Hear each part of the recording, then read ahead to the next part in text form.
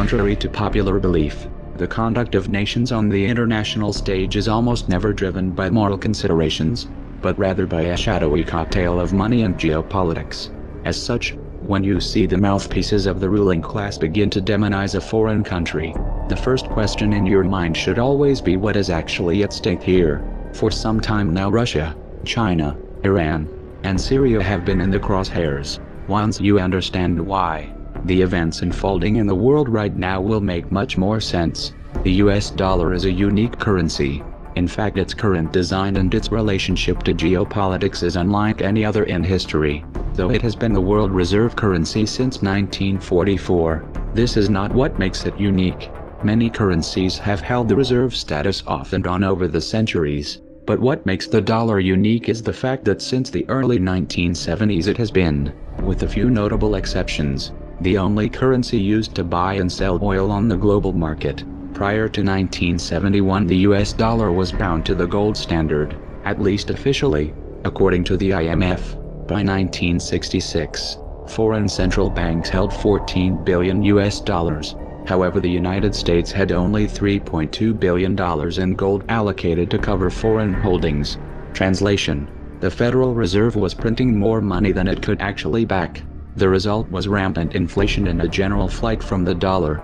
In 1971, in what later came to be called the Nixon shock, President Nixon removed the dollar from the gold standard completely.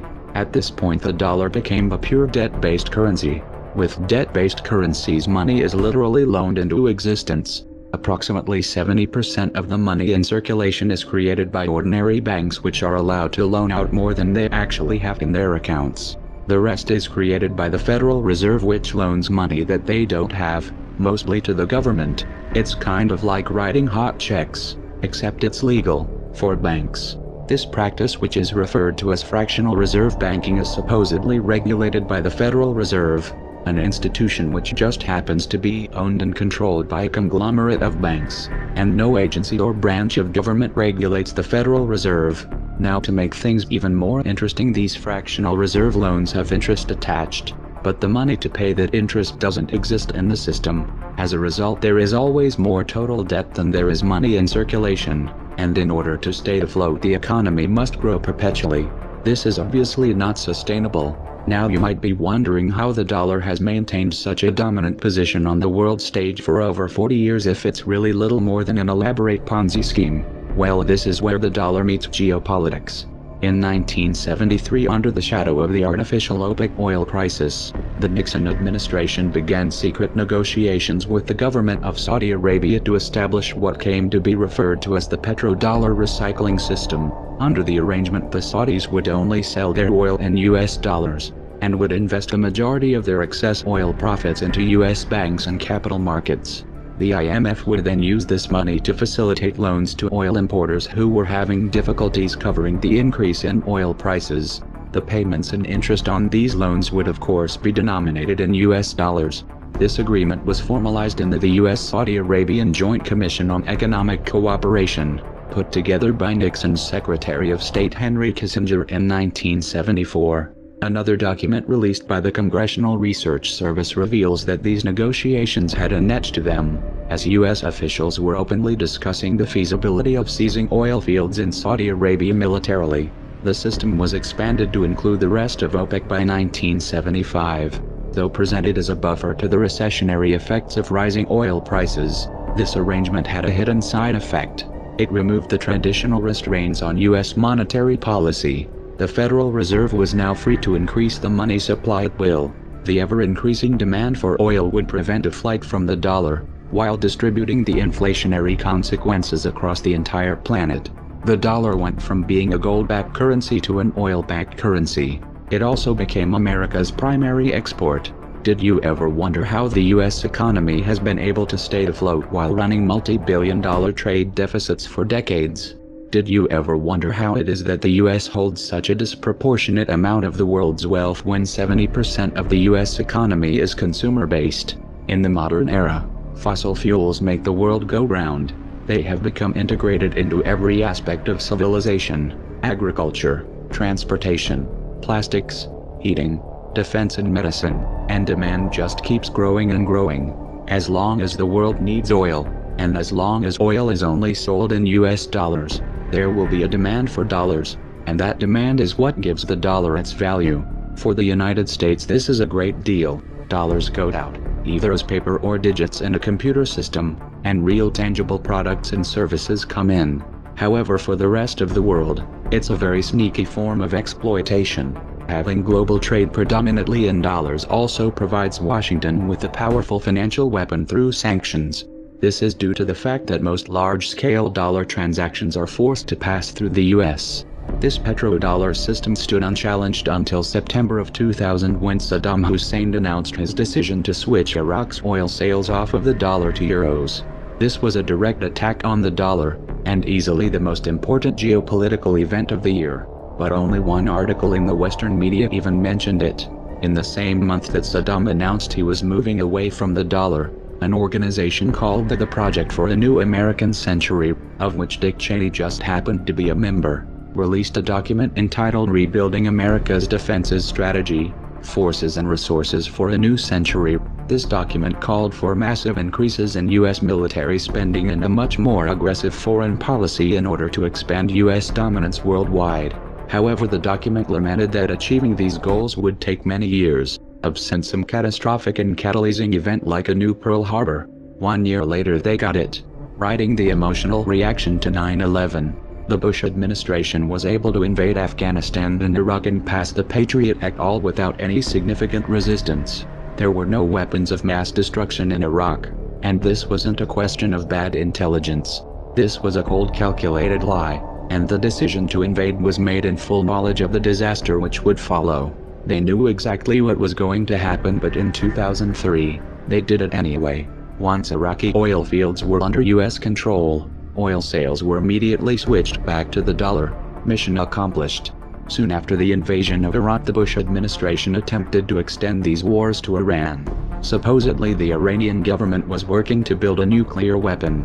After the Iraq fiasco, Washington's credibility was severely damaged. As a result, they were unable to muster international or domestic support for an intervention. Their efforts were further sabotaged by elements within the CIA and Mossad, who came forward to state that Iran had not even made the decision to develop nuclear weapons, much less begin an attempt. However, the demonization campaign against Iran continued even into the Obama administration. Why? Well, might it have something to do with the fact that since 2004 Iran has been in the process of organizing an independent oil bourse? They were building their own oil market, and it wasn't going to be tied to the dollar. The first shipments of oil were sold through this market in July of 2011. Unable to get the war that they wanted, the US used the UN to impose sanctions against Iran. The goal of the sanctions was to topple the Iranian regime. While this did inflict damage on the Iranian economy, the measures failed to destabilize the country. This was due in large part to Russia's assistance in bypassing US banking restrictions. In February of 2009, Muammar Gaddafi was named chairman of the African Union. He immediately proposed the formation of a unified state with a single currency. It was the nature of that proposed currency that got him killed. In March of 2009, the African Union released a document entitled Towards a Single African Currency. Pages 106 and 107 of that document specifically discuss the benefits and technicalities of running the African Central Bank under a gold standard. On page 94 it explicitly states that the key to the success of the African Monetary Union would be the eventual linking of a single African currency to the most monetary of all commodities, gold. Note that the page number is different on other versions of the document that they released. In 2011 the CIA moved into Libya and began backing militant groups in their campaign to topple Gaddafi, and the US and NATO pushed through and stretched a UN no-fly zone resolution to tip the balance with airstrikes. The presence of al-Qaeda extremists among these rebel fighters was swept under the rug. Libya, like Iran and Iraq, had committed the unforgivable crime of challenging the US dollar. The NATO intervention in Libya segued into a covert war on Syria. The armories of the Libyan government were looted and the weapons were shipped via Turkey to Syrian rebels groups working to topple Assad. It was already clear at this point that many of these fighters had ties to terrorist organizations. However, the U.S. national security apparatus viewed this as a necessary evil. In fact, the Council on Foreign Relations published an article in 2012 stating that the influx of jihadis brings discipline. religious fervor, battle experience from Iraq, funding from Sunni sympathizers in the Gulf, and most importantly, deadly results. In short, the FSA needs Al-Qaeda now. Let's be clear here, the US put ISIS in power. In 2013 these same Al-Qaeda-linked Syrian rebels launched 2 sarin gas attacks. This was an attempt to frame Assad and muster international support for military intervention. Fortunately they were exposed by UN and Russian investigators, and the push for airstrikes completely fell apart when Russia stepped in to broker a diplomatic solution. The campaign for regime change in Syria, as in Libya, has been presented in terms of human rights. Obviously this isn't the real motive. In 2009, Qatar put forth a proposal to run a natural gas pipeline through Syria and Turkey to Europe. Assad however rejected this, and in 2011 he forged a pact with Iraq and Iran to run a pipeline eastward, cutting Qatar and Saudi Arabia out of the loop completely. Not surprisingly, Qatar, Saudi Arabia and Turkey have been the most aggressive regional players in the push to topple the Syrian government.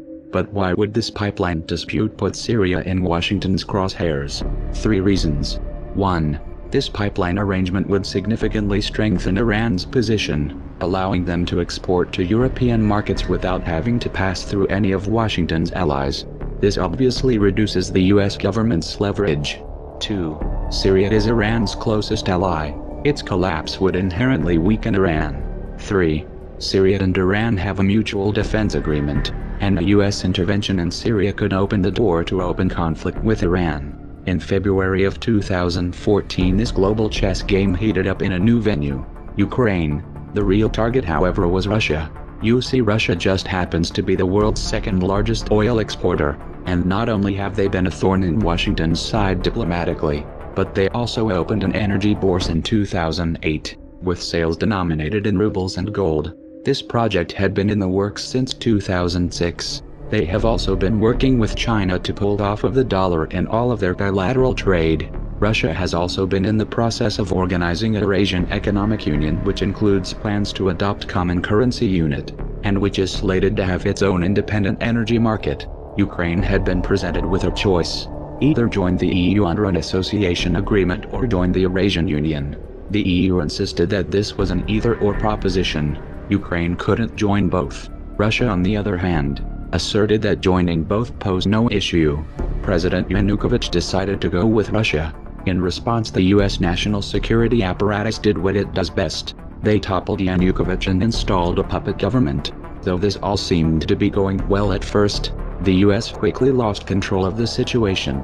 Crimea held a referendum and the people voted overwhelmingly to secede from Ukraine and reunify with Russia. The transition was orderly and peaceful. No one was killed. Yet the West immediately framed the entire event as an act of Russian aggression, and this became the go-to mantra from that point on. Crimea is important geostrategically because of its position in the Black Sea, which allows for the projection of naval power into the Mediterranean. It has also been Russian territory for most of recent history. The US has been pushing for Ukraine's inclusion into NATO for years now. Such a move would place US forces right on Russia's border and could have potentially resulted in Russia losing their naval base in Crimea. This is why Russia immediately accepted the results of the Crimean referendum and quickly consolidated the territory. Meanwhile, in eastern Ukraine, 2 regions declared independence from Kiev and held referendums of their own, the results of which overwhelmingly favored self-rule. Kiev responded to this with what they referred to as anti-terrorist operations. In practice, this was a massive and indiscriminate shelling campaign which killed thousands of civilians. Apparently, killing civilians didn't qualify as aggression to the West. In fact, the IMF explicitly warned the provisional government that their $17 billion loan package could be in danger if they were not able to put down the uprising in eastern Ukraine. While the war against eastern Ukraine was raging, elections were held and Petro Poroshenko was elected president. It turns out that Poroshenko was exposed by a leaked diplomatic cable released by WikiLeaks in 2008 as having worked as a mole for the US State Department since 2006. They referred to him as our Ukraine insider, and much of the cable referred to information that he was providing. A separate cable showed that the US knew Poroshenko was corrupt even at that point. Having a puppet in place, however, hasn't turned out to be enough to give Washington the upper hand in this crisis. What does Washington do when they have no other leverage? They impose sanctions. They demonize and pull a false flag. This isn't a very good strategy when dealing with Russia. In fact, it has already backfired. The sanctions have merely pushed Russia and China into closer cooperation and accelerated Russia's de-dollarization agenda. And in spite of the rhetoric, this has not led to Russia being isolated. The US and NATO have put a wedge between themselves and Russia, but not between Russia and the rest of the world. This new anti-dollar axis goes deeper than economics. These countries understand what's at stake here. This is why in the wake of the Ukrainian crisis, China has proposed a new Eurasian Security Pact which would include Russia and Iran. Consider the implications here as the Obama administration begins bombing in Syria, which also has a mutual defense agreement with Iran. This is leading us straight to World War III. The masses may not have figured it out yet, but history will remember it that way. Alliances are already solidifying and a hot war is underway on multiple fronts. If the provocations and proxy wars continue, it's only a matter of time before the big players confront each other directly, and that is a recipe for disaster. Does all of this sound insane to you? Well, you're right. The people running the world right now are insane, and the public is sleepwalking into a tragedy. If you want to alter the course that we are on, there's only one way to do it. We have to wake up that public. Even the most powerful weapons of war are neutralized if you reach the mind of the man behind the trigger. How do we wake the masses, you ask? Don't wait for someone else to answer that for you. Get creative. Act like your children's and grandchildren's futures depend on it, because they do. We are anonymous. We are legion. We do not forgive. We do not forget. Expect us.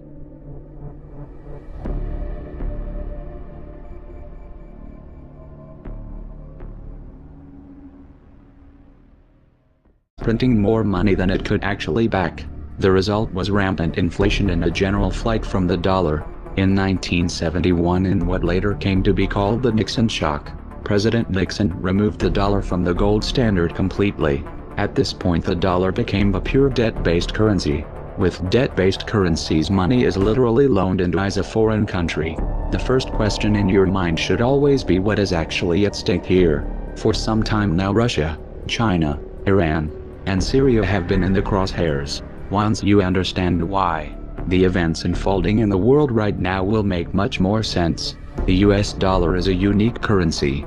In fact, its current design and its relationship to geopolitical market. Prior to 1971, the US dollar was bound to the gold standard, at least officially, according to the IMF. By 1966, foreign central banks held $14 billion US dollars. However, the United States had only $3.2 billion in gold allocated to cover foreign holdings. Translation: the Federal Reserve was unlike any other in history. Though it has been the world reserve currency since 1944, this is not what makes it unique.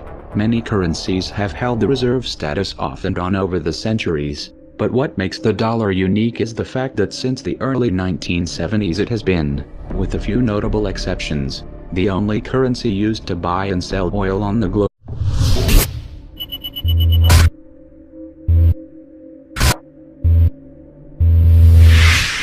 Contrary to popular belief, the conduct of nations on the international stage is almost never driven by moral considerations, but rather by a shadowy cocktail of money and geopolitics. As such, when you see the mouthpieces of the ruling class begin to demonize